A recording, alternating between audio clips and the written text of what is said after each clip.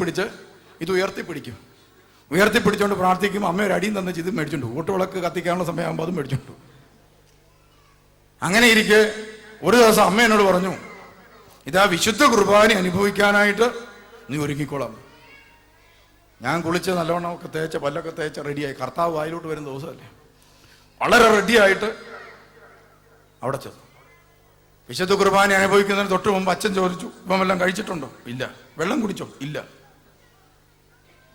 ഉടനെ വിശുദ്ധ കുർബാന എൻ്റെ നാക്കിലോട്ട് വെച്ചു. പ്രത്യേകിച്ച് എൻ്റെ ചെറുപ്പകാലത്തൊക്കെ വിശുദ്ധ കുർബാനയെ കുറിച്ച് പറഞ്ഞു തന്നിരിക്കുന്നത് എന്നാന്നറിയോ? തീക്കട്ട. ബലിപീഠം ചൂണ്ടിക്കാണിച്ചിട്ട് അമ്മ അച്ചായനും ഒരുപോലെ വരും. തീ. നമുക്കതുകൊണ്ട് ഇച്ചിരി അകന്നേ നിൽക്കത്തുള്ളൂ, കാരണം ഇത് തീയല്ലേ. അതുകൊണ്ട് തന്നെ പ്രിയമുള്ളവരെ, ഞങ്ങളുടെ സഭയിലും സത്യത്തിൽ നല്ല ശതമാനം ആളുകളും കുർബാന അനുഭവിക്കുകയില്ല. കാരണം എന്താണ്? വേലിയിലിരിക്കുന്ന പാമ്പിനെ എടുത്ത് തോള ചുറ്റേണ്ട കാര്യമുണ്ട്. തീയല്ലേ ഇത്. അതുകൊണ്ട് അച്ഛൻ പലപ്പോഴും വിശുദ്ധ ബലിയുമായിട്ട് കുർബാനയുമായിട്ട് പടിഞ്ഞാട്ട് തിരിഞ്ഞു വന്നിട്ട് പറയും, ഇതെന്റെ ശരീരമാണ്, നിങ്ങൾ വാങ്ങി ഭക്ഷിപ്പീൻ. ഇതെന്റെ രക്തമാണ്, നിങ്ങൾ വാങ്ങി കുടിപ്പീൻ എന്ന് പറഞ്ഞിട്ട് അച്ഛൻ തന്നെ തിരികെ കൊണ്ടുപോവുകയും ചെയ്യും, അച്ഛൻ തന്നെ കഴിക്കുകയും ചെയ്യും. അപ്പൊ ഞാനിങ്ങനെ ഓർക്കും, ഇതെങ്ങനെയൊന്നും അനുഭവിക്കാൻ പറ്റുക. അപ്പോഴാണ് പ്രിയമുള്ളവരെ, ഞാൻ പതുക്കെ ഈ അമ്മ ഇത് പറഞ്ഞതുകൊണ്ട് ഞാൻ പതുക്കെ ചെന്നു. അച്ഛൻ എൻ്റെ വായിലേക്ക് വിശുദ്ധ കുർബാന വെച്ചു. ഞാൻ വിചാരിച്ച സത്യത്തിൽ ഇത് പൊള്ളി ഇറങ്ങി പോകുമായിരിക്കും. എന്തായാലും ഒന്നും സംഭവിച്ചില്ല. ഞാൻ വെറുതെ ചവച്ചപ്പോൾ ടേസ്റ്റ് എന്നാന്ന് നോക്കി. എനിക്ക് ഫീൽ ചെയ്ത ടേസ്റ്റ് ഞാൻ പറയാം. മോഡേൺ ബ്രെഡിൻ്റെ ടേസ്റ്റായിരുന്നു. ഞാൻ പോകുന്ന വഴിക്ക് 6 വയസ്സേ ഉള്ളൂ. ഞാൻ പോകുന്ന വഴിക്ക് അമ്മയോട് ചോദിച്ചു, ഈ അപ്പം എങ്ങനെ ഉണ്ടാക്കുന്നതെന്ന് ചോദിച്ചു. അപ്പോൾ അമ്മ പറഞ്ഞു, അതൊക്കെ തീക്കകത്തൊക്കെ ഇട്ട് പ്രത്യേക രീതിയിലാണ് ഉണ്ടാക്കുന്നത്. അന്നേരം ഞാൻ ചോദിച്ചു, അന്നേരം കരിഞ്ഞു പോകത്തില്ലേ? ആവശ്യമില്ലാത്ത ചോദ്യങ്ങൾ ചോദിച്ചേക്കെ. എന്നാൽ ഇത് കണ്ടാൽ അച്ഛനെ കണ്ടതൊന്ന് ചോദിക്കണമെന്ന് പറയാൻ ആഗ്രഹമുണ്ടെങ്കിലും അച്ഛന് എല്ലാ ഞായറാഴ്ചയും തിരക്കാണ്. ഇനി ഈ സംശയം ചോദിക്കണ 5 കിലോമീറ്റർ യാത്ര ചെയ്ത് വേണം ഇടദിവസം പോകാനായിട്ട്. അച്ഛൻ എന്ന് പറയുന്ന സംഭവം പ്രിയമുള്ളവർ അന്നത്തെ കാലത്ത് കണ്ടു കിട്ടാനില്ലാത്ത സംഭവമാണ്. അതുകൊണ്ട് ചോദിക്കാൻ അവസരം ഇല്ലാതിരിക്കുമ്പോഴാണ് ഒരു ദിവസം വിശുദ്ധ കുർബാന കഴിഞ്ഞ് പുറത്തേക്ക് ഇറങ്ങിയപ്പോൾ ഇതാ അച്ഛൻ, വികാരി അച്ഛൻ പറഞ്ഞു, തങ്കമ്മയുടെ ഒക്കെ വീട് വിസിറ്റ് ചെയ്യാനായിട്ട് ഈ ആഴ്ചയിൽ ഞാൻ അങ്ങോട്ട് വരുന്നുണ്ട്. ഞങ്ങളുടെ അമ്മ കർത്താവിൻ്റെ 2ാം വരവ് നടക്കുന്ന പോലെയാണ് ഒരുക്കങ്ങൾ പൂർത്തിയാക്കിയത്. വീടെല്ലാം കഴുകി വൃത്തിയാക്കി, കസേരയെല്ലാം തുടച്ച് തൂത്തു, അങ്ങനെ എല്ലാം ക്ലീനാക്കി. ഞങ്ങളുമൊക്കെ സഹായിച്ചു കൊടുത്തു. പ്രിയമുള്ളവരെ, അങ്ങനെ തങ്കമ്മയെല്ലാം ഒരുങ്ങി. അച്ഛൻ വരുമ്പോൾ ഞാൻ ഇത്ര ചിന്തിച്ചുള്ളൂ, ഈ സ്വർണ്ണപാത്രത്തെക്കുറിച്ചും അതിനകത്തുള്ള വിശുദ്ധ കുർബാനയെക്കുറിച്ചും ഈ അപ്പം ഉണ്ടാക്കുന്നത് എങ്ങനെയാണെന്ന് മനസ്സിലാക്കുകയാണെങ്കിൽ 1-2 അപ്പം വീട്ടിലുണ്ടാക്കി ഇതുപോലത്തെ പ്രാർത്ഥനകൾ നടത്തി കഴിക്കണമെന്ന ആഗ്രഹം. അത് അമ്മ അറിയാതെ പ്രാർത്ഥിച്ചാൽ പോരെ. ഇതാണ് ഞാൻ ആഗ്രഹിച്ചിരുന്നത്. അച്ഛൻ വരുന്ന സമയമായപ്പോൾ പ്രിയമുള്ളവരെ, ഞങ്ങളുടെ അമ്മ ഒരിക്കലും തുറക്കാത്ത ചില പാത്രങ്ങളുണ്ട്. അങ്ങനത്തെ ഒരു പാത്രമുണ്ട്. അതെന്താണെന്നറിയോ? ഒരു പാട്ടയാണ്. ആ പാട്ട സാധാരണയായിട്ട് തുറക്കുന്നതെന്ന് പറയുന്നത്, ഒന്നുകിൽ ഞങ്ങൾ സ്കൂളിൽ പോവുകയില്ല എന്ന് വാശി പിടിച്ചാൽ ഈ പാട്ട തുറക്കും. അതിനകത്ത് മുട്ടയാണ്. അത് മുട്ടയൊരെണ്ണം എടുത്ത് എന്ത് ചെയ്യും? പൊരിച്ച് ചോറിനകത്ത് വെക്കും. അന്നേരം ഞങ്ങൾ തീരുമാനിക്കും, എന്നാൽ പിന്നെ സ്കൂളിൽ പോയേക്കാം. അതല്ലെങ്കിൽ പ്രിയമുള്ളവരെ, ശ്വാസം മുട്ടൽ വരണം. തണുപ്പൊക്കെ കൂടുമ്പോൾ ശ്വാസമൊക്കെ മുട്ടാൻ തുടങ്ങും. അന്നേരം ഞങ്ങളിങ്ങനെ വലിച്ചു കാണിക്കും. ഉടനെ ഈ പെട്ടി തുറക്കും, ഈ പാട്ട തുറക്കും, ഒരു മുട്ടയെടുത്ത് കഞ്ഞിക്കകത്തേക്ക് ഇടും. അത് താഴേക്ക് പോയി പൊങ്ങി വരുമ്പോഴേക്കും അവനെ എടുത്ത് ഞങ്ങൾ കഴിക്കും. ഈ സമയത്ത് മാത്രമേ ഈ പാട്ട തുറക്കത്തുള്ളൂ. അല്ലാത്ത സമയത്ത് ഞങ്ങൾ സ്കൂളിൽ പോകുമ്പോൾ അമ്മ ഈ പാട്ടയ്ക്കകത്തുള്ളതെല്ലാം മുട്ടക്കാരന് കൊടുക്കും, എന്നിട്ട് ചിട്ടി കൂടും. ഇതൊക്കെ പഴയ അമ്മമാരുടെ രീതിയാണ്. അങ്ങനെ ഇരിക്കെ പ്രിയമുള്ളവരെ, ഞാൻ ഇടയ്ക്കിടയ്ക്ക് അമ്മയോട് പറയാറുണ്ട്, ശ്വാസം മുട്ടൽ കുറയുന്നില്ല, 1-2 മുട്ട. അപ്പോൾ അമ്മ എൻ്റെ ചെവിയിലൊരു ഉപദേശം നൽകി. എന്തായിരുന്നു ഉപദേശം എന്നറിയോ? ഒരു മനുഷ്യൻ ഒരു ദിവസം ഒരു മുട്ട മാത്രമേ കഴിക്കാൻ പാടുള്ളൂ, ഇല്ലെങ്കിൽ ഛർദ്ദിക്കും. എൻ്റെ ജീവിതത്തിൽ ഞാനിത് വലിയ സൂത്രവാക്യമായിട്ട് ഇന്നും ഓർക്കാറുണ്ട്. 2ാമതൊരു മുട്ട എൻ്റെ ജീവിതത്തിൽ പ്രിയമുള്ളവരെ മെത്രാനായിട്ട് പോലും ഞാൻ പിന്നെ കഴിച്ചിട്ടില്ല.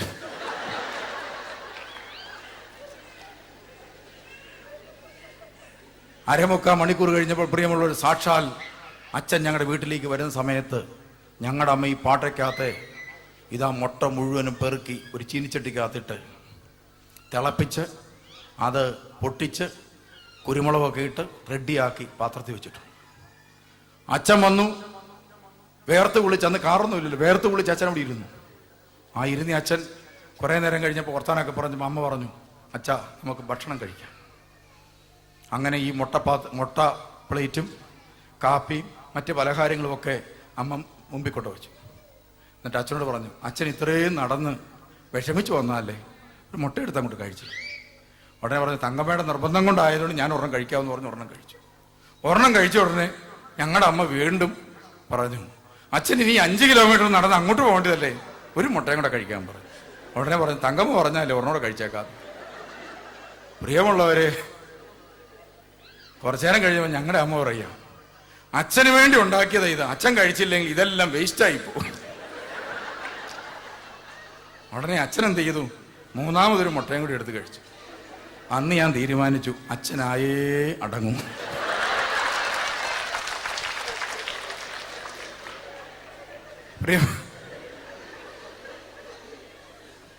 അപ്പൊ പ്രിയമുള്ളവരെ, അൾത്താരയിൽ നിന്ന് പ്രചോദനം കിട്ടി.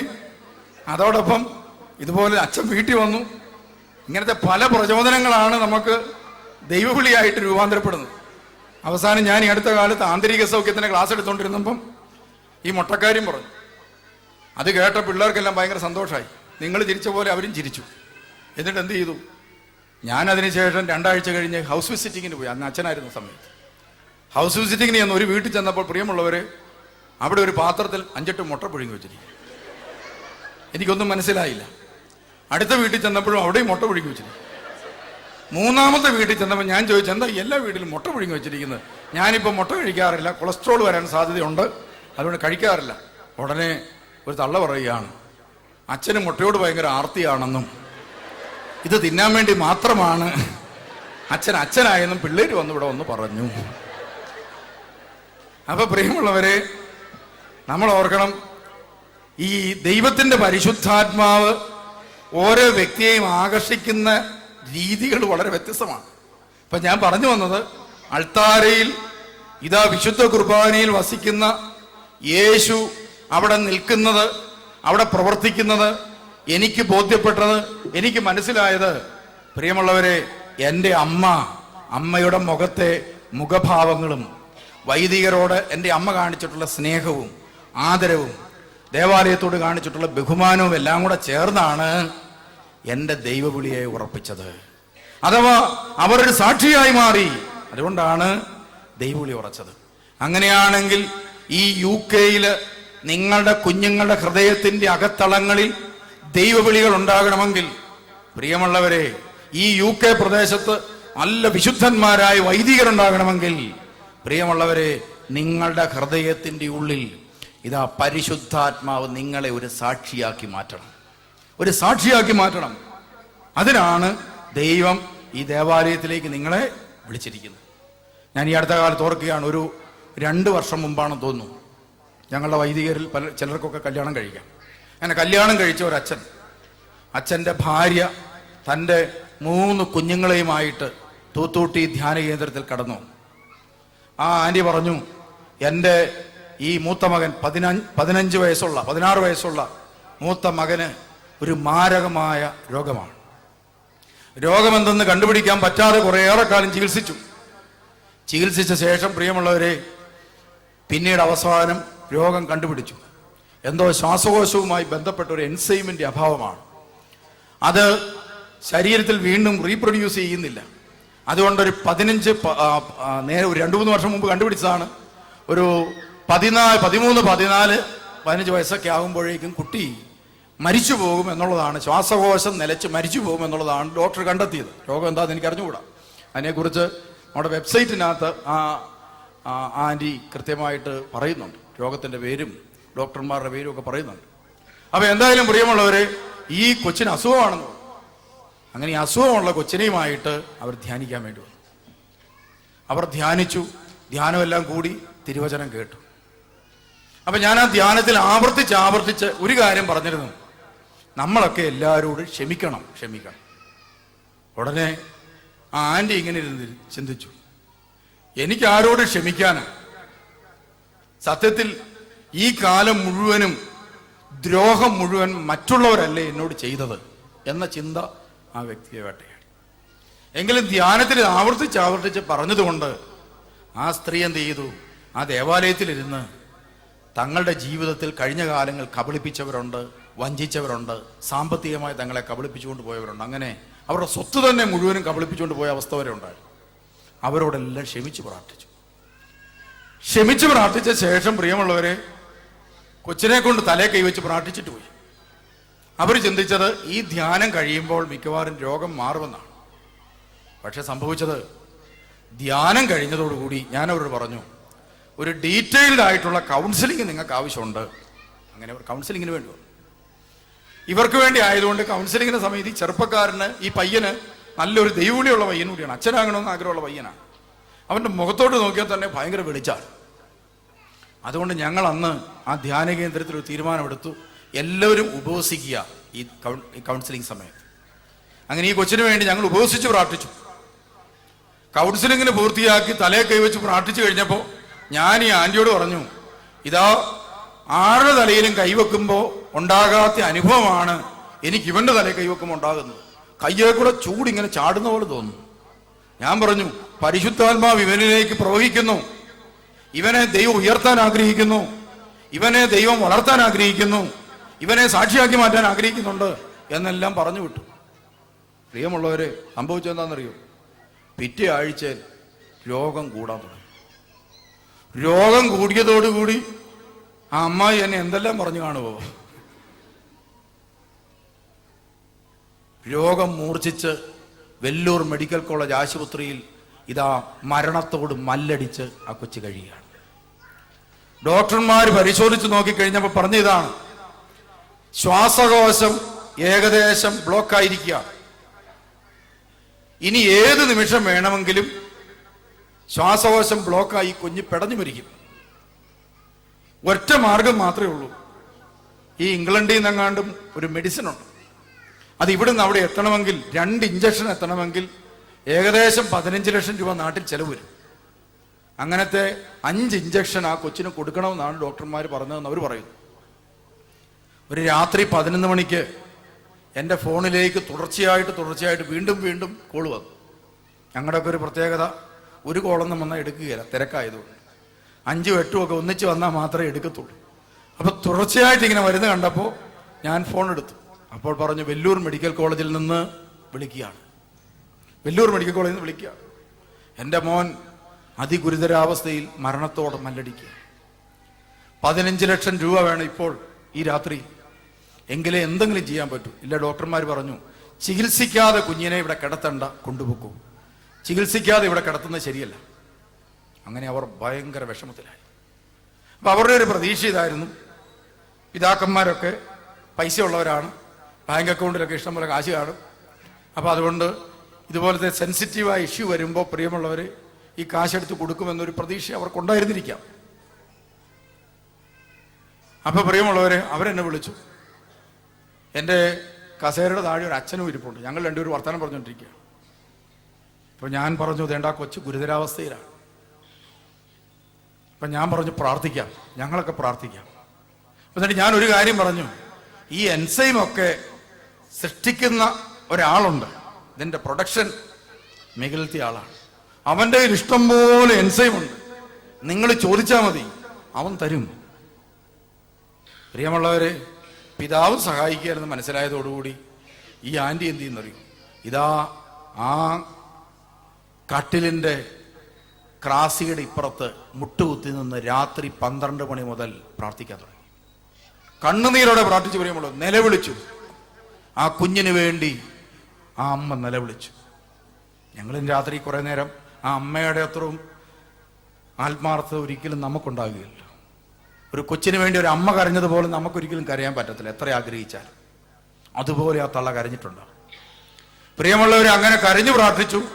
പിറ്റേ ദിവസം ഡോക്ടർമാര് ഇതാ കണ്ണ് ഇതുമായി ബന്ധപ്പെട്ട് കണ്ണിന്റെ കാഴ്ചയും പോകാൻ സാധ്യതയുണ്ട്. കണ്ണിന്റെ കാഴ്ച ഇടയ്ക്കിടയ്ക്ക് കുറയുന്നുണ്ട്, അപ്പൊ അത് പോകാൻ സാധ്യതയുണ്ട്. കണ്ണ് ടെസ്റ്റ് ചെയ്യാൻ വേണ്ടി കൊണ്ടുപോയി. കണ്ണ് ടെസ്റ്റ് ചെയ്യാൻ വേണ്ടി പോയ ഡോക്ടർ ഈ റിസൾട്ട് മറിച്ചു നോക്കിയിട്ട് പരിഭ്രാന്തിയിലായി. ഉടനെ അമ്മായി പറഞ്ഞു, ഡോക്ടറെ, കണ്ണിന്റെ കാര്യം നോക്കാൻ ഇവിടെ വന്നെന്ന് പറഞ്ഞു. ഉടനെ ഇവർ മറിച്ചു നോക്കിയിട്ട് പറഞ്ഞു, ഇപ്പൊ കണ്ണല്ല പ്രധാനം, കൊച്ചിന്റെ റിസൾട്ട് എത്രയോ ഗുരുതരാന്ന് നിങ്ങൾക്കറിയോ? അന്നേരം അമ്മായി ചിരിച്ചു. ചിരിച്ചിട്ട് പറഞ്ഞു, രാവിലെ ഒരു റിപ്പോർട്ട് ഇവിടെ വന്നിട്ടുണ്ട്, അതുകൂടി ഒന്ന് നോക്കി. പ്രിയമുള്ളവരെ, രാവിലത്തെ റിപ്പോർട്ട് നോക്കുമ്പോൾ കാണുന്നത് ആ കൊച്ചിന് ഇതാ ഒരിക്കലും വൈദ്യശാസ്ത്രത്തിൽ ലഭിക്കാൻ സാധിക്കാത്ത രീതിയിൽ ആ കൊച്ചിന്റെ ശരീരം ഇതാ സൗഖ്യപ്പെട്ടിരിക്കുന്നു. അതിന്റെ ലെവലിലാണ് കൂടി.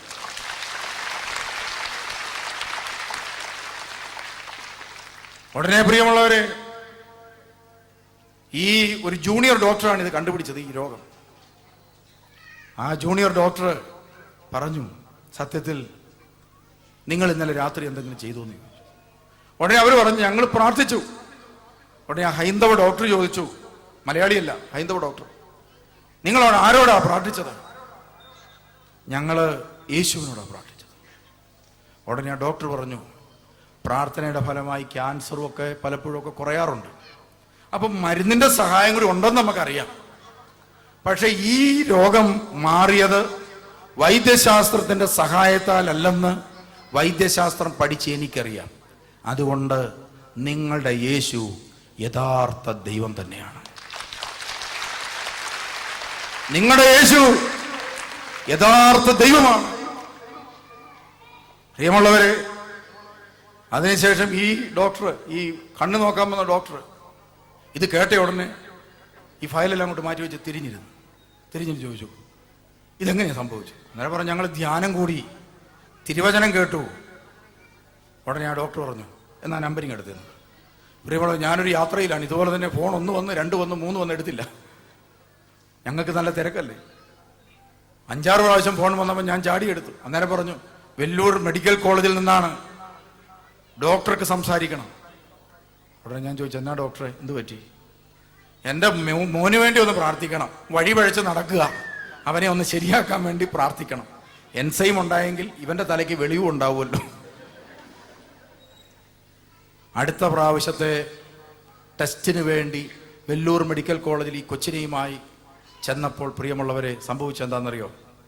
ഇതാ ജൂനിയർ ഡോക്ടർ ഇവിടെ ഒരു കാര്യം എഴുതി വെച്ചിട്ടുണ്ടായിരുന്നു ഈ നെഞ്ചത്ത്. എന്താണെന്നറിയോ? യേശു ഏകരക്ഷകൻ എന്ന് മാത്രമല്ല പ്രിയമുള്ളവരെ, ആ ചെറുപ്പക്കാരൻ 1 മാസത്തിനുള്ളിൽ മാനസാന്തരപ്പെട്ട് മാമോദീസ മുങ്ങി ക്രിസ്ത്യാനിയായി തീർന്നു. നിങ്ങൾ എൻ്റെ സാക്ഷികളാണ്. അങ്ങനെയെങ്കിൽ പ്രിയമുള്ളവരെ, ഈ മാരക രോഗം ഈ കുഞ്ഞിന് നൽകി ആ കുടുംബത്തെ ദൈവം അനുഗ്രഹിച്ചത് എന്തിനാ അനുഗ്രഹിച്ചത്?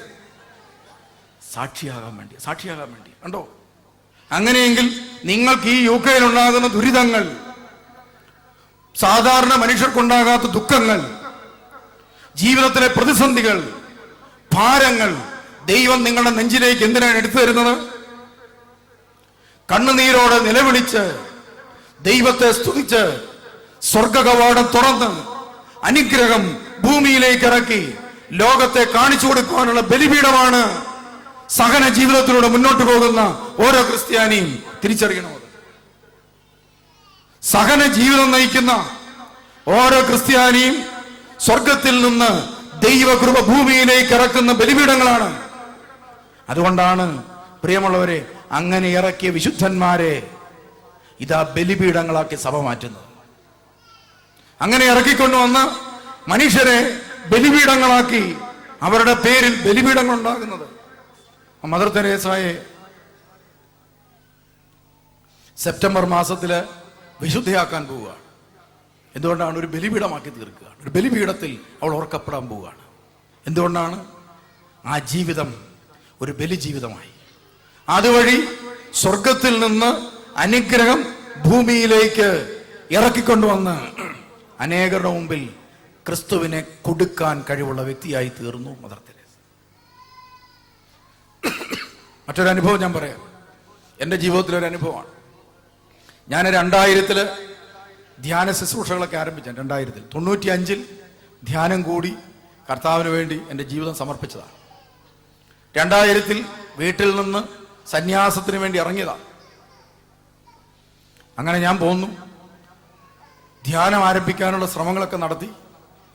ആ കാലഘട്ടത്തിൽ ആരുമില്ല ധ്യാനിക്കാൻ വരാൻ. എനിക്ക് ഒത്തിരി പ്രസംഗിക്കണമെന്ന് ആഗ്രഹമുണ്ട്. ഇന്ന് പ്രസംഗിക്കാൻ ആഗ്രഹം തീരെയില്ല. കാരണം പ്രസംഗിച്ച് തൊണ്ടയൊക്കെ പോയി. അന്ന് അങ്ങനെയല്ല, എല്ലാം പഠിച്ചു വെച്ചിരിക്കുകയാണ്, പറയാൻ അവസരങ്ങളില്ല. അപ്പൊ പ്രിയമുള്ളവരെ, ഞാനിങ്ങനെ പ്രസംഗിക്കാൻ ആഗ്രഹിച്ചിരിക്കുന്ന കാലത്ത് ഞാനിങ്ങനെ ചിന്തിച്ചു, ഒരു ധ്യാന കേന്ദ്രം ഉണ്ടാക്കും. എൻ്റെ കൊച്ചു പള്ളി തന്നെ ധ്യാന കേന്ദ്രമാക്കി മാറ്റി. 2-3 പേര് അമ്മച്ചിമാരൊക്കെ വന്നിരിക്കും ധ്യാനം കൂടാനായിട്ട്.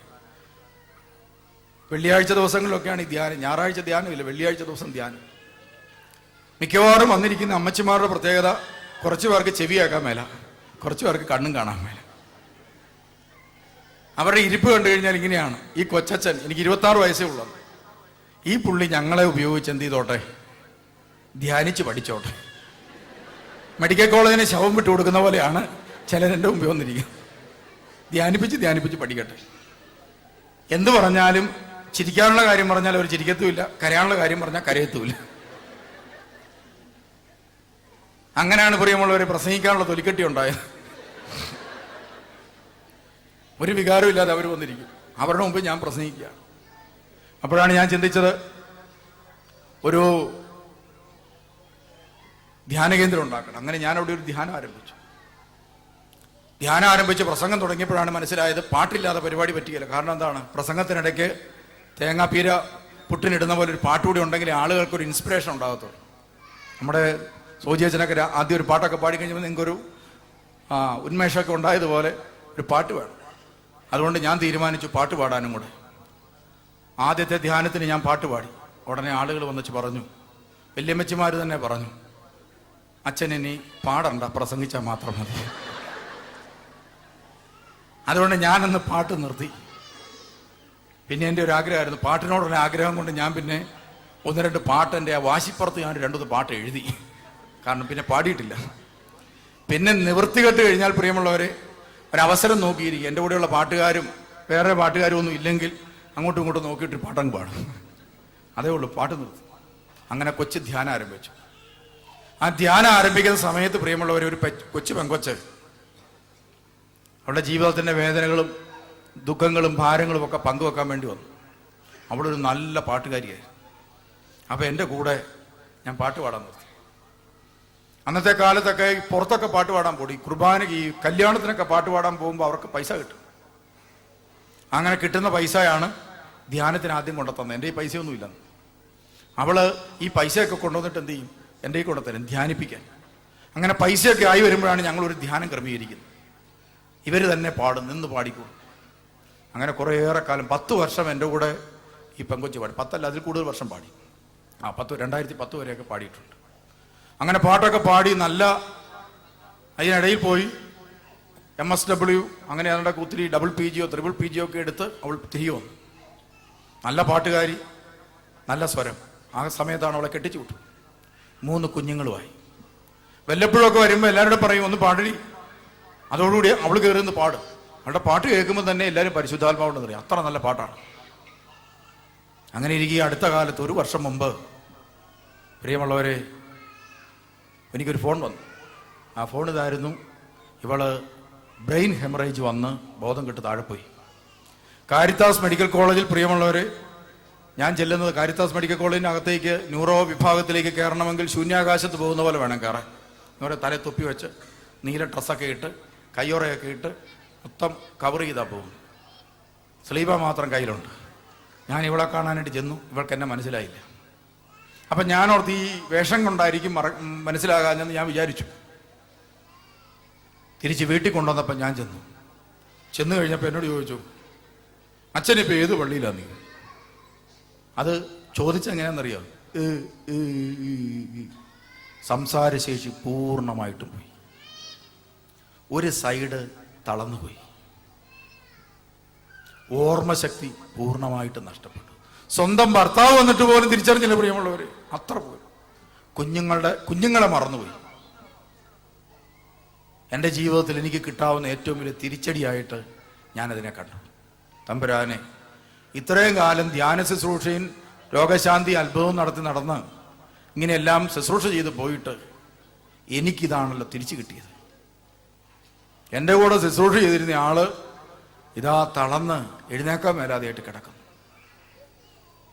അനേകം രോഗികളെ കണ്ടിട്ടുണ്ട്, പ്രാർത്ഥിച്ചിട്ടുണ്ട്. അപ്പം നമുക്കറിയാം, ഒന്നുകിൽ രക്ഷപ്പെടും, ഇല്ലെങ്കിൽ മരിക്കും. എന്തെങ്കിലും സംഭവിക്കട്ടെ. എന്ത് സംഭവിച്ചാലും ഈ ലോകം നിലനിൽക്കും, ആൾത്താരേ ഉണ്ടാവും, ബലിപീഠം ഉണ്ടാവും. നമ്മളൊരു ദിവസം മരിക്കും, എന്നാലും ഇവിടെ അച്ഛനും ഉണ്ടാവും, ബിഷപ്പും ഉണ്ടാവും. അപ്പം അതൊന്നും ഒരു വിഷയമല്ല, മരണമൊന്നും ഒരു വിഷയമല്ല. പക്ഷേ നമുക്കൊക്കെ വേദന തോന്നും നമ്മുടെ ചില ജീവിതത്തിലെ ചില ജീവിതങ്ങൾ മുറിച്ചു മാറ്റപ്പെടുമ്പോൾ, ചില ബന്ധങ്ങൾ മുറിച്ചു മാറ്റുമ്പോൾ കണ്ടവാനും വേദനിക്കും. ഡോക്ടർമാർ പറഞ്ഞു ഒരു 1.5 വർഷം ഫിസിയോതെറാപ്പിയൊക്കെ ചെയ്ത് നടക്കും, കുറച്ചൊക്കെ മാറ്റം വരും, ഇനി മെഡിസിൻ ഒന്നും ഇല്ല, തിരിച്ചു വിട്ടു. പ്രിയമുള്ളവരെ, ഞാൻ പ്രാർത്ഥിക്കാൻ വേണ്ടി ഞാൻ പ്രാർത്ഥിക്കാമെന്ന് പറഞ്ഞു. അപ്പോൾ ഇവൾ എന്നോട് ഇങ്ങനെ പറയാം, ഈ എന്നൊക്കെ പറഞ്ഞാൽ ഇങ്ങനെ സംസാരിക്കും. അത് കേൾക്കുകയും കാണുകയും ചെയ്യുമ്പോൾ നമ്മുടെ ചങ്ക് തകരുകയാണ്. അപ്പോൾ ഭർത്താവ് വന്നു. ഭർത്താവിനോട് നോക്കിയിട്ട് ഇവൾ എന്നോട് ഇങ്ങനെ പറഞ്ഞു. അവൾ പറഞ്ഞ ഇതാണ്, എനിക്കത് മനസ്സിലാവുന്നുണ്ടോ ഭാഷ. എന്നെ ഏതെങ്കിലും ഒരു മഠത്തിൽ കൊണ്ടാക്ക്, ഞാൻ അവിടെ പ്രാർത്ഥിച്ചുകൊണ്ടിരുന്നോളാം. കൊന്ത ഇങ്ങനെ കാണിച്ചു, പ്രാർത്ഥിച്ചുകൊണ്ടിരുന്നോളാം. ഭർത്താവിനോട് വേറൊരു കല്യാണം കഴിക്കാൻ പറ, കാരണം ഈ 3 കുഞ്ഞുങ്ങളെ നോക്കണ്ടേ. അത്രയൊക്കെ പറഞ്ഞു കഴിഞ്ഞപ്പോൾ പ്രിയമുള്ളവരെ, ഞാൻ പതുക്കെ എഴുന്നേറ്റ് അങ്ങനെ പ്രാർത്ഥിക്കാൻ നിന്നപ്പോൾ പ്രാർത്ഥനയൊന്നും വന്നില്ല. സ്വർഗസ്ഥനായ പിതാവേ എന്ന പ്രാർത്ഥന ചൊല്ലുകയും ഞാൻ വിതുമ്പിപ്പോയി. ഞാൻ പ്രാർത്ഥന പൂർത്തിയാക്കാതെ നടയിറങ്ങി വണ്ടിയെ കയറി തിരിച്ചു പോയി. എൻ്റെ ജീവിതത്തിൽ ഏറ്റവും വേദനാജനകമായ ഒരനുഭവമായിരുന്നു. ഒരു പ്രാർത്ഥനയും ചൊല്ലാൻ പറ്റാതെ, യാത്ര പോലും പറയാതെ പ്രാർത്ഥനയുടെ പകുതിയാക്കി പടിയിറങ്ങി കയറിപ്പോന്നു. ഞാൻ ഈ മുറി വന്നപ്പോൾ തമ്പുരാനോട് ചോദിച്ചു, കർത്താവേ, ഞാൻ എൻ്റെ ജീവിതം അങ്ങേക്ക് തന്നു, എൻ്റെ കൂടെ ശുശ്രൂഷിക്കാൻ വന്ന ഓരോ വ്യക്തിക്കും ഇതുപോലത്തെ തിരിച്ചടിയാണ്. പിന്നെ ഈ ശുശ്രൂഷയെ വിശ്വസിച്ച ആര് ഇതെങ്ങനെ മുന്നോട്ട് കൊണ്ടുപോകും? അങ്ങനെ ഞാൻ പ്രാർത്ഥിച്ചൊക്കെ കുറേ ദിവസം കഴിഞ്ഞു. ഡോക്ടർമാർ പറഞ്ഞു ഇവളെ ഓർമ്മശക്തി തിരിച്ചു കിട്ടാൻ പണ്ടുകാലത്ത് പോയ സ്ഥലങ്ങളിലേക്ക് കൊണ്ടുപോകാൻ പറഞ്ഞു. അങ്ങനെ ഈ പെൺകുട്ടിയെ ഈ ചാപ്പലിലേക്ക്, തൂത്തുട്ടി ചാപ്പലിലേക്ക് ഒരു ദിവസം കൊണ്ടുവന്ന് പിടിച്ചോണ്ട് ഭർത്താവ് പിടിച്ചോണ്ട് വന്നു. പള്ളിയൊക്കെ കൊണ്ട് കാണിച്ചു. കാണുമ്പോൾ അവൾക്ക് മനസ്സിലാകുന്നുണ്ട്. അവൾ കണ്ടപ്പോൾ പറഞ്ഞു, ഇതെൻ്റെ പള്ളിയാണ്. അതിനുശേഷം എന്നോട് ഇങ്ങനെ ആംഗ്യം കാണിച്ച്, ഒരു കൈ അനങ്ങും, ആ കൈ കൊണ്ടൊക്കെ കാണിച്ച് ഇങ്ങനെയൊക്കെ കാണിച്ചൊക്കെ സംസാരിക്കുന്നുണ്ട്. ഒരു കൈ ആ പൊക്കാൻ മേലെ. ഞാൻ ആ പെൺകുട്ടിയെയും നേരെ തൊട്ടടുത്തൊരു കൊച്ചു ചാപ്പലുണ്ട്, ആ ചാപ്പലിലേക്ക് കൂട്ടിക്കൊണ്ടുപോയി. പ്രിയമുള്ള, ആ ചാപ്പലിലേക്ക് കൂട്ടിക്കൊണ്ടുപോയ ശേഷം സഭയ്ക്ക് ഒരു വൈദികന് ഒരു വ്യക്തിക്ക് വേണ്ടി ചെയ്യാൻ പറ്റുന്ന മാക്സിമം എന്ന് പറയുന്നത് കൂദാശ ചെയ്ത് കൊടുക്കുക എന്ന് പറയും. അപ്പം നിങ്ങൾക്ക് വേണ്ടി മാക്സിമം എനിക്ക് ചെയ്യാൻ പറ്റും, നിങ്ങൾക്ക് വേണ്ടി വേണമെങ്കിൽ ഒരു ബലി അർപ്പിക്കാം, നിങ്ങൾക്ക് വേണ്ടി വേണമെങ്കിൽ ഒരു തൈലം പൂശി ഒരു പ്രാർത്ഥന നടത്തും, നിങ്ങളെ വേണേ ഒന്ന് കുമ്പസാരിപ്പിക്കാം, നിങ്ങളെ സ്നേഹിച്ചാൽ ഏറ്റവും കൂടുതൽ നിങ്ങളെ വേണേ കല്യാണം കഴിപ്പിച്ചു തരാം. ഇതിലൊക്കെ കൂടുതൽ എന്താ ഒരു പുരോഹിതന് ചെയ്യാൻ പറ്റുന്നതിന് മാക്സിമം മാത്രമേ ഉള്ളൂ. ഒരു പുരോഹിതന് ഓടിയാൽ എവിടം വരെ ഓടും?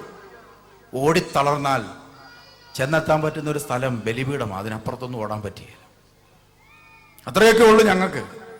അതുകൊണ്ട് എനിക്ക് കൊടുക്കാൻ പറ്റുന്ന മാക്സിമം രോഗികളുടെ രോഗീലേപന ശുശ്രൂഷ, തൈലാഭിഷേക ശുശ്രൂഷ. ഞാൻ അവളെ കയറ്റിയിരുത്തി,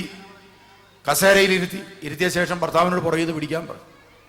ഞാൻ ആ ഈ തൈലാഭിഷേക ശുശ്രൂഷ എന്നൊക്കെ കേട്ട് കഴിഞ്ഞാൽ പ്രിയമുള്ളവരെ, ഞങ്ങളുടെ നാട്ടിലൊക്കെ ആളുകൾ തല്ലി ഓടിക്കും നമ്മളിത് കൊടുക്കുക എന്ന് പറയും. കാരണം എന്താണ്? ഈ തൈലാഭിഷേക ശുശ്രൂഷയുടെ ഓമനപ്പേരെന്നറിയോ? അന്ത്യകൂദാശ. അന്ത്യകൂദാശ എന്നാണ് ഈ തൈലാഭിഷേക ശുശ്രൂഷയുടെ പേര്. എന്ന് പറഞ്ഞാൽ ഒരു വ്യക്തി മരിക്കുമെന്ന് 100% ഉറപ്പായി കഴിയുമ്പോൾ അച്ഛനെ വിളിച്ച് ഇതാ പാസ്പോർട്ടും വിസായും അടിക്കുന്ന പോലെ കൊടുക്കുന്ന സാധനമാണ് ഈ സാധനം. എനിക്ക് കൊച്ചച്ഛനായിരുന്ന കാലത്ത് ഒരാഗ്രഹം ഉണ്ടായിരുന്നു, ഏതെങ്കിലും ഒരാൾക്കൊരു തൈലാഭിഷേക ശുശ്രൂഷ നടത്തണം. അപ്പോഴാണ് ഞങ്ങളുടെ ഒരു വല്യപ്പൻ മേലാതെ കിടക്കുക. മക്കൾ വിളിച്ചു പറഞ്ഞു, കുടുംബത്തിലെ അച്ഛനെ കണ്ടാൽ കൊള്ളാവുന്ന ആഗ്രഹമുണ്ടെന്ന്. ഞാൻ അന്നേരം ഓടിപ്പാഞ്ഞു ചെന്നു. അച്ചായ മേലാതെ കിടക്കുന്ന കണ്ടപ്പോൾ ജീവിതത്തിൽ ഒരിക്കലും ഈ കൂദാശ നടത്താൻ പറ്റിയിട്ടില്ല. ഞാൻ ചോദിച്ചു, അച്ചായന് തൈലാഭിഷേക ശുശ്രൂഷ നടത്തിയാലോ? പിന്നെ അവരെന്നെ കണ്ടിട്ട് ഇന്നു വരെ മിണ്ടിയിട്ടില്ല. തൈലാഭിഷേക ശുശ്രൂഷയുടെ പ്രത്യേകത ഇത് സ്വീകരിക്കാൻ എല്ലാവർക്കും പേടിയാ. ഒരിക്കൽ ഒരു ചേട്ടൻ ഓടി വന്നിരിക്കുക, അച്ചായൻ ഇതാണ് 3 ആഴ്ചയായിട്ട് എഴുന്നേക്കാൻ മേലാതെ കിടക്കുകയാണ്. 40,000 രൂപ ഇപ്പം ഹോസ്പിറ്റലിൽ. അച്ഛൻ അവിടം വരെ ഒന്ന് പ്രാർത്ഥിക്കും. ഞാൻ പറഞ്ഞു, തൈലാഭിഷേക ശുശ്രൂഷ കൊടുത്താലോ? എന്നാൽ പിന്നെ കൊടുത്തോളാൻ പറഞ്ഞു. അവർക്ക് ഇതിനെക്കുറിച്ചൊരു ഗ്രാഹിയില്ല. ഞാൻ തൈലാഭിഷേക ശുശ്രൂഷ കൊടുത്ത് പ്രാർത്ഥനയും കഴിഞ്ഞ് തിരിച്ചു പോരുകയും ആള് മരിച്ചുപോയി. ആ പുള്ളിക്കാരൻ ഓട്ടോറിക്ഷായ വന്നേച്ച് എന്നോട് പറയുകയാണ് സന്തോഷത്തോടെ, പാസ്സായി അച്ഛാ എന്ന് പറഞ്ഞു. അച്ചായൻ്റെ കാര്യം പാസ്സായി. അതിൽ പിന്നെ ഈ നാട്ടിലൊക്കെ വരുന്ന പല ആളുകൾ, നഴ്സുമാർ, അതുപോലെയുള്ള ഭർത്താക്കന്മാർ UK എന്നൊക്കെ വരുമ്പം വീട്ടിൽ ചെന്ന് ആദ്യം ചെയ്യുന്നത് വലിയ അമ്മച്ചി അപ്പച്ചനെയും തൂത്തുട്ടി കൊണ്ടുവന്ന് എന്നെ കൊണ്ട് തലയൊക്കെ വെച്ച് പ്രാർത്ഥിപ്പിക്കും. കാരണം ഇതെങ്ങനെ പോയി കിട്ടും. അപ്പോൾ പ്രിയമുള്ളവരെ, തൈലാഭിഷേക ശുശ്രൂഷയ്ക്ക് വേണ്ടി ഞാൻ കൊണ്ടു നിർത്തി. തൈലാഭിഷേക ശുശ്രൂഷ കൊടുത്തു. തൈലാഭിഷേക ശുശ്രൂഷ പൂർത്തിയായി കഴിഞ്ഞപ്പോൾ ഞാൻ പറഞ്ഞു, ഇനി എടുത്തുകൊണ്ട് പൊക്കോളാൻ പറഞ്ഞു. ആ ഭർത്താവ് തോളെ താങ്ങി ഇവളെ എടുത്തുകൊണ്ട് നേരെ വീട്ടിലേക്ക് പോയി. പിറ്റേ ദിവസം രാവിലെ ഉണ്ടായ അത്ഭുതം എന്താണെന്നറിയോ പ്രിയമുള്ളവർ? പിറ്റേ ദിവസം രാവിലെ അവൾ ഉണർന്നു. 5 മണിയായപ്പോൾ ഉണർന്നിട്ട് ഭർത്താവിനെ കൊട്ടി പേര് വിളിച്ചു. ഭർത്താവ് ചാടി എഴുന്നേറ്റു. ഉടനെ അവൾ ഞാൻ ആദ്യം പഠിപ്പിച്ച 2 വചനങ്ങൾ ഇതാ ഭർത്താവിനോട് പറഞ്ഞു. ഒന്നാമത്തെ വചനം, ആത്മാവിൽ എളിമയും അനുതാപവും ഉണ്ടായിരിക്കുകയും എൻ്റെ വചനം കേൾക്കുമ്പോൾ വിറയ്ക്കുകയും ചെയ്യുന്നവനെയാണ് ഞാൻ കടാക്ഷിക്കുക ഇവിടെ പറഞ്ഞു.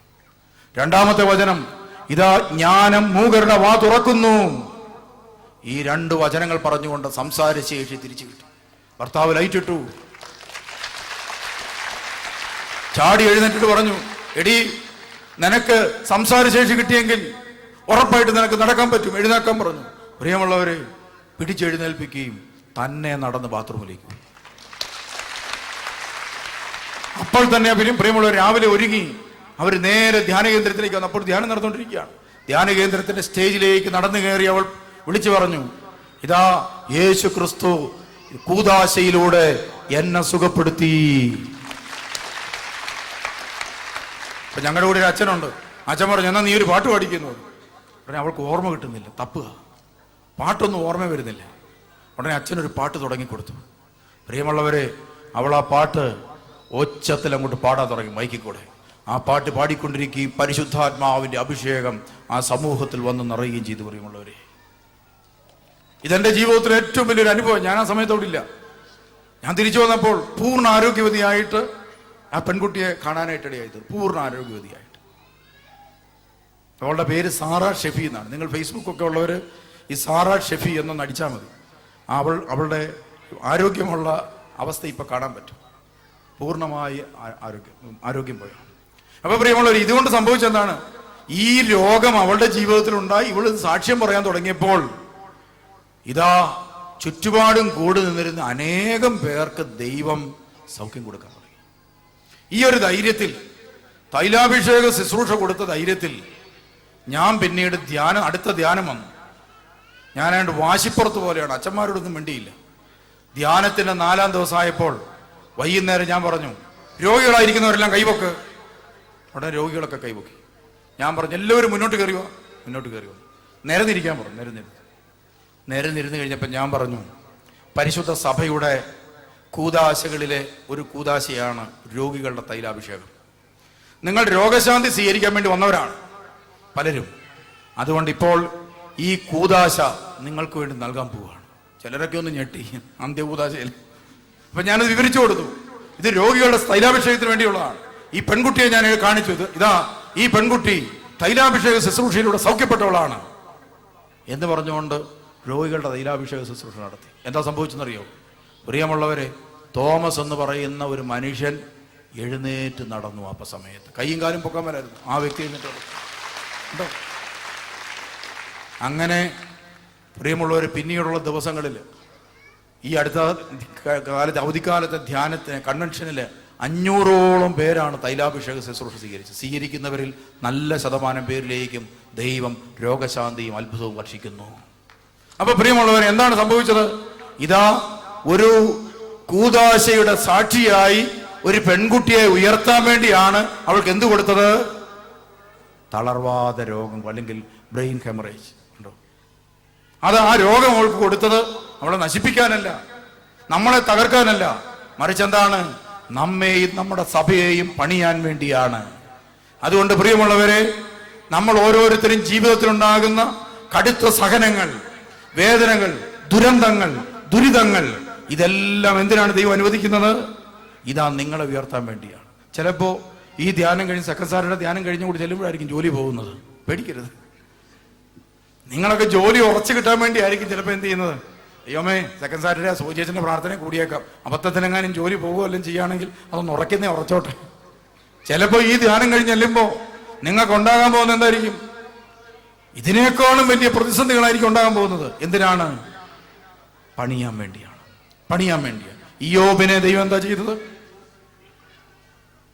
സാത്താൻ അവനെ തകർത്തു, ദൈവം അവനെ പണിതു. കണ്ടോ? സാത്താൻ അവനെ തകർത്തു, ദൈവം അവനെ പണിതു. അവന്റെ ആത്മാവിൽ ദൈവം പുതിയ ചൈതന്യം നിറച്ച് ലോകത്തിന് കൊടുത്തു. ഇയ്യോബിനെ ലോകത്തിന് കൊടുത്തു. ഇതുപോലെ നിങ്ങളെയും ഇതാ ലോകം തകർക്കുമ്പോൾ, മനുഷ്യൻ നിങ്ങളെ തകർക്കുമ്പോൾ, പിശാച് നിങ്ങളെ തകർക്കുമ്പോൾ, ഇതാ നിങ്ങൾ ഓർത്തുകൊള്ളുക, ദൈവം നിങ്ങളെ പണിത് അൾത്താരയിലേക്ക് കയറ്റാൻ ആഗ്രഹിക്കുന്നു. ദൈവം നിങ്ങളെ പണിത് വിശുദ്ധീകരിച്ച് അൾത്താരയിലേക്ക് കയറ്റാൻ ആഗ്രഹിക്കുന്നു. അതിനാണ് ലോകം നിങ്ങളെ തകർക്കാൻ ദൈവം അനുവദിക്കുന്നത്. അതുകൊണ്ട് പ്രിയമുള്ളവരെ, ലോകം നമുക്ക് നൽകുന്ന പീഡകൾ ഒരുപക്ഷെ സഹപ്രവർത്തകരായിരിക്കാം, നമ്മളെ വേദനിപ്പിക്കുന്നുണ്ടായിരിക്കും, നമ്മളെ പുച്ഛിക്കുന്നുണ്ടായിരിക്കും, നമ്മളെ തകർക്കുന്ന അനുഭവങ്ങളാണ് നമ്മുടെ സഹപ്രവർത്തകർ ചെയ്യുന്നത്. എന്തിനാണ്? ദൈവം നമ്മെ പണിയാൻ ആഗ്രഹിക്കുന്നു. അതാണ് തകർച്ചയുടെ അർത്ഥം. നിങ്ങളുടെ ജീവിതത്തിൽ ദൈവ ശുശ്രൂഷയ്ക്ക് വേണ്ടി നിങ്ങൾ ഇറങ്ങിത്തിരിക്കുമ്പോൾ നിങ്ങൾ തകർക്കപ്പെടുന്നുണ്ടാകാം. പണിയാൻ വേണ്ടിയാണ് പ്രിയമുള്ളത്. ഞാൻ എപ്പോഴും ഓർക്കുന്ന ഒരു വ്യക്തിത്വമാണ്, ഈ കഴിഞ്ഞ പ്രാവശ്യം ഞാൻ പറഞ്ഞു, ജെയിംസ് മഞ്ഞാക്കൽ അച്ഛൻ.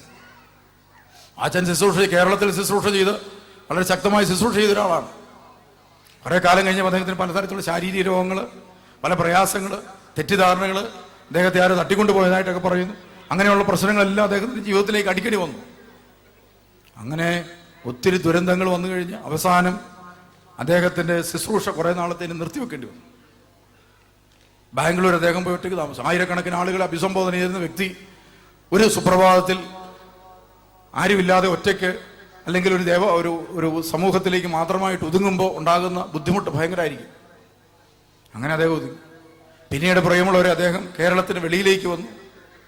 ഇപ്പോൾ ലക്ഷക്കണക്കിന് ആളുകളെ ധ്യാനിപ്പിക്കുന്ന, അനേകം രാജ്യങ്ങളിൽ ലക്ഷക്കണക്കിന് ആളുകളെ ധ്യാനിപ്പിക്കുന്ന ഒരു ധ്യാനഗുരുവായി പിൽക്കാലത്ത് അദ്ദേഹത്തെ ദൈവം ഉയർത്തി. അപ്പൊ എന്തിനാണ് സഹനങ്ങൾ അനുവദിക്കുന്നത്? ഈ അടുത്ത കാലത്ത് അദ്ദേഹത്തിന്റെ മുരിങ്ങൂർ ധ്യാന കേന്ദ്രത്തിൽ അദ്ദേഹം നടത്തിയ പ്രസംഗം, അതിനുശേഷം എൻ്റെ പ്രസംഗമായിരുന്നു. അപ്പൊ ഞാൻ ആ പ്രസംഗത്തിനുണ്ടായിരുന്നു. അദ്ദേഹം പറയുകയാണ്, എന്നെ ഇതാ സഹനങ്ങളിലൂടെ ദൈവം തകർത്തത് എന്നെ ദൈവം പണിയാനായിരുന്നു. അങ്ങനെയെങ്കിൽ ഈ സെക്കൻഡ് സാറ്റർഡേയിലേക്ക് നിലവിളിച്ചും കരഞ്ഞും വിഷമിച്ചും ഇതാ ദുഃഖിച്ചും ഭാരപ്പെട്ടും തകർന്നും കടന്നു വന്ന പല ദൈവമക്കൾ ഇവിടെ ഇരിപ്പുണ്ടായിരിക്കും. ജീവിതത്തിന്റെ പല വേദനകളും അനുഭവിക്കുന്നവർ. നിങ്ങൾ ഓർക്കുക, നിങ്ങൾ തകർക്കപ്പെടാൻ ദൈവം അനുവദിക്കുന്നത് നിങ്ങളെ പണിയാൻ ദൈവം ആഗ്രഹിക്കുന്നു. നിങ്ങളെ പണിയാൻ ദൈവം ആഗ്രഹിക്കുന്നു. ഒരുപക്ഷെ മേലധികാരികളിൽ നിന്നായിരിക്കും നിങ്ങൾക്ക് ബുദ്ധിമുട്ട്, പ്രയാസം ഉണ്ടാകുന്നത്. നിങ്ങൾ ഭാരപ്പെടാൻ പാടില്ല. ഞാൻ അവസാനിപ്പിക്കട്ടെ. നമുക്കൊരു നിമിഷം ഒന്ന് എഴുന്നേറ്റ് നിൽക്കാം. നമുക്കൊന്ന് എഴുന്നേറ്റ് നിൽക്കാം, കണ്ണുകൾ അടച്ച്. സാക്ഷിയായി തീരാൻ വേണ്ടിയുള്ള ദൈവവിളിയാണ്. സാക്ഷിയായി തീരാൻ ഈ കാലഘട്ടത്തിൽ യേശുവാണ് ദൈവമെന്ന് അതറിയാൻ പറ്റാത്ത ഒരു സമൂഹത്തിൻ്റെ മധ്യത്തിൽ തെളിയിക്കാൻ വേണ്ടി ദൈവം സാക്ഷിക്കൂട്ടി നിർത്തിയിരിക്കുന്നവൻ. അതാണ് പരിശുദ്ധാത്മാവുള്ളവൻ. അവൻ ആ സാക്ഷിക്കൂട്ടിൽ നിന്ന് വിളിച്ചു പറയണം, നിന്റെ സാക്ഷിക്കൂട് നിന്റെ ജീവിതമാണ്, നിന്റെ കുടുംബമാണ്, നിന്റെ ജോലി ചെയ്യുന്ന ഹോസ്പിറ്റലാണ്. അവിടെ നിന്ന് നിനക്ക് പറയാൻ പറ്റണം, യേശുവാണ് ഞങ്ങളുടെ ദൈവം. അത് നീ പ്രൂവ് ചെയ്യണം, തെളിയിക്കണം. ഞാൻ കണ്ടതാണ് യേശുവിനെ, ഞാൻ കേട്ടതാണ് യേശുവിനെ, ഞാൻ അനുഭവിച്ചതാണ് എൻ്റെ ജീവിതത്തിൽ. ഞാൻ അനുഭവിച്ച യേശുവിനെയാണ് ഞാൻ നിങ്ങൾക്ക് മുമ്പിൽ ഇതാ കാണിച്ചു തരുന്നത്. ഇന്ന് മനുഷ്യർ ജഡ്ജിയെ പോലെയാണ്. വിധിക്കാനിരിക്കുന്ന മനുഷ്യന്റെ മുമ്പിൽ യേശു ദൈവമാണെന്ന് വെളിപ്പെടുത്തേണ്ട ഉത്തരവാദിത്വം നമ്മുടേതാണ് പ്രിയമുള്ളത്. അതിനായി ദൈവം നമ്മളെ വിളിക്കുന്നു. പരിശുദ്ധാത്മാവിനെ നമുക്ക് നൽകാൻ ആഗ്രഹിക്കുന്നു. ആ ആത്മാവാണ് നമ്മളെ കൂട്ടിക്കൊണ്ടുവന്നത്. ആ ആത്മാവിലൂടെ നിറച്ച് ഇവിടെ കൊണ്ട് അവസാനിക്കുന്നില്ല. ബലിവേദിയിൽ മുറിക്കപ്പെടുന്ന അപ്പത്തിന്റെ ഭാഗമായി നീ മാറണമെന്ന് ദൈവം ആഗ്രഹിക്കുന്നുണ്ട്. നീയും ഒരു ബലിവസ്തുവായി തീരണമെന്ന് ദൈവം ആഗ്രഹിക്കുന്നു. അൾത്താരയുടെ ഭാഗമായി നീ എന്നും ഉണ്ടാകണം ദൈവം ആഗ്രഹിക്കുന്നുണ്ട്. അതിനുവേണ്ടി നിന്റെ ജീവിതം നീ വിട്ടുകൊടുക്കുമോ? കർത്താവ് ചോദിക്കുന്നു, മകനെ മകളെ, നിന്റെ ജീവിതം ഇതാ എനിക്ക് തരിക. എന്റെ ജീവിതം എന്റെ കരങ്ങളിലേക്ക് എടുത്തു വെക്കുക. ഞാൻ നിന്നെ ഒന്ന് ആശീർവദിക്കട്ടെ. ഞാൻ നിന്റെ മേൽ അഭിഷേകം ചൊരിയട്ടെ. നിന്നിലേക്ക് കൃപാവരം ഒഴുക്കട്ടെ. നീ നിൽക്കുന്ന സ്ഥലം ഒരു ബലിപീഠമായി മാറട്ടെ. ദൈവഭക്തിയായി നീയാകുന്ന ബലിവസ്തുവിലേക്ക് ഇറങ്ങി വന്ന് നീ സ്നേഹത്തിന്റെ കനലായി തീരട്ടെ. അതിനായി പ്രാർത്ഥിക്കുക.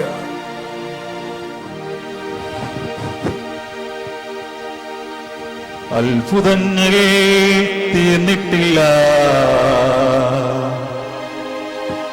അടയാളങ്ങൾ തോന്നിട്ടില്ല, കാലത്തിൽ ഈ ലോകത്തിൽ.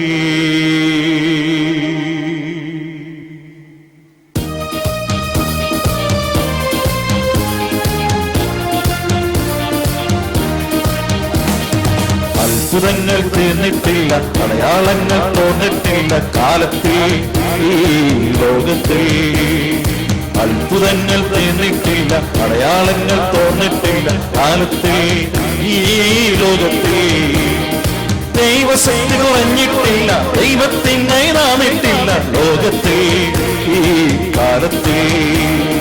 ദൈവശക്തി കുറഞ്ഞിട്ടില്ല, ദൈവത്തിനെ നാമിട്ടില്ല, ലോകത്തിൽ ഈ കാലത്തിൽ. പെരുമഴ പോൽ പെയ്യുന്നു, അത്ഭുതവും വിടുതലും ഈ ജനതയിൽ. പെരുമഴ പോൽ പെയ്യുന്നു, അത്ഭുതവും വിടുതലും ഈ ജനതയിൽ. ഈ സമൂഹം മുഴുവനും പരിശുദ്ധാത്മാവോട് പറയാൻ വേണ്ടി പ്രാർത്ഥിക്കുന്നു. ദൈവകൃപ ഇവരിലേക്ക് വ്യാപരിക്കട്ടെ. ഇവരുടെ രോഗങ്ങൾ സുഖപ്പെടട്ടെ. പൈശാചിക പീഡകൾ ഇവരിൽ വിട്ടുപോകട്ടെ. ദൈവ സ്നേഹം ഇവർ വ്യാപരിക്കാൻ വേണ്ടി പ്രാർത്ഥിക്കുന്നു.